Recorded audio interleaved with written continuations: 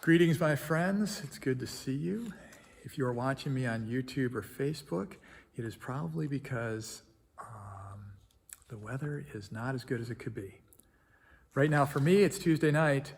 For you, it is almost undoubtedly Wednesday, and the National Weather Service has put a winter storm warning into effect. We are supposed to get 2 to 4 inches of slushy, icy snow. Power outages and tree damage are likely, and it's possible that your morning or evening commute will be affected.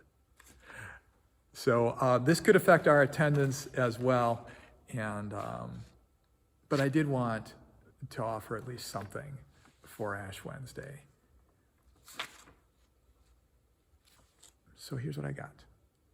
This year, we, the Youth on Wednesday kids and the Senior High on Wednesday kids burned palms from Palm Sunday last year to make the ashes for this Ash Wednesday. That's the tradition. You can use any ashes, but if you want to do it the traditional way, you burn the palms from last Palm Sunday to make the ashes for this Ash Wednesday. We did that. You don't have to do that every year because, quite frankly, the ashes go really, really far.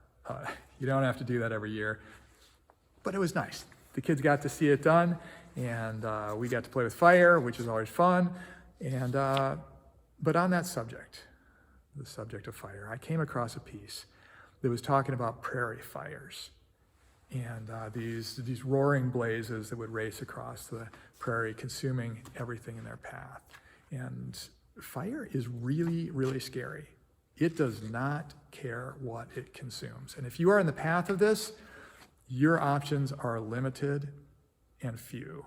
If you don't happen to be near a river, you're probably in a bad way. What this piece said was that there was a way to escape a prairie fire, and that was to light a fire. Wherever you are, to light a smaller fire and stand upwind of it and watch it burn. And then as the prairie fire came to you, and as your fire sort of burned off into the distance, to walk out onto the area that your fire had already burned, to walk out into the ashes, because the prairie fire would have nothing left to consume there, and you would be safe in those ashes. And as I thought about that in conjunction with Ash Wednesday, that's kind of what Jesus does for us. Jesus is that fire that God set so that we would not be consumed. 2 Corinthians 5:21 says this, "For our sake he made him to be sin who knew no sin, so that in him we might become the righteousness of God." Essentially, Jesus came into our world, and he lived a perfect life. And if the wages of sin is death, he didn't deserve death. And when he died, it's like there was this big scorch mark. And anyone who wants to pick up their cross and follow him, sin can't consume us anymore. He's given us his righteousness. And so Ash Wednesday, it is the acknowledgement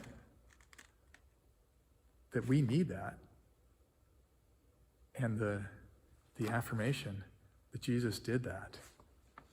When they put ashes on your forehead, there are 2 things that they can say, the person putting them on can say. One is, you are dust, and to dust you shall return.